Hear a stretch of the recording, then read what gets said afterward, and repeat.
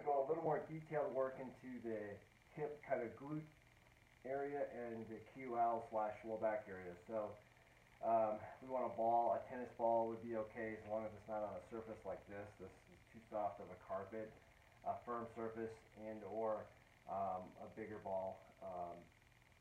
This is a big ball. This is really quite big. I got a lot of different ones to play with, but here's the one I got for today. So here's what we're going to do.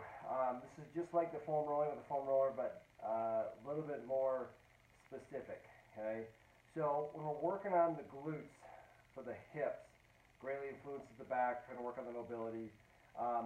Your landmark is going to be your back pocket. I don't really have any pockets on here, but here's the thing. Usually people think back pocket, they're thinking, down, lower, mid glute area.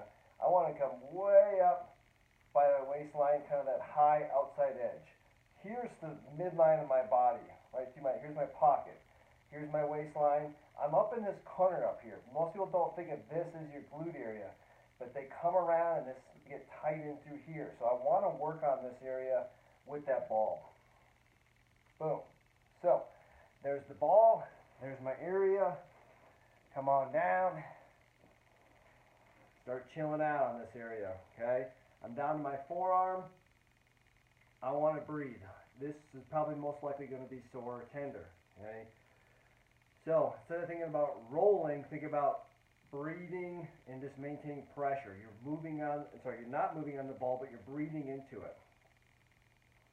I can shift a little bit forward or back to search for another spot that may be sore or tender, but for the most part, I'm just relaxing into this. I can create the movement at my knee and hip to create a little bit of a stretch in that area. But once again, you're working high outside edge, right up here, okay? Not down here, not way down by the hamstring, but up here high. That's the first part. Second part is going to be your QLs, okay? So here's my spine, just to the side and up, okay? They're going to go from the bottom of your rib cage down to your pelvis.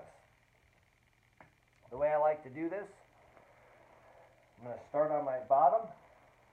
I'm going to take my ball, tennis ball in a firm area would be okay, lacrosse ball in a firm area, most likely okay as well. Sometimes a little bit bigger ball does help to kind of get you in the area. But try it out. You're going to bridge up. You're going to take your ball. You're going to slide it underneath. Once again, I'm in between my bottom of my rib cage and my hips, and I'm not on my spine. I don't want to roll on top of the spine.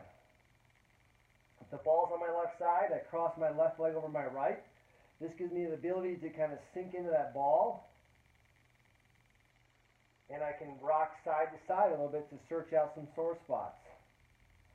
Okay. Now I can control how much pressure I want with my right hip over here. I can lift up, a little less pressure. I can sit down, a little more pressure. Once again, this is my location.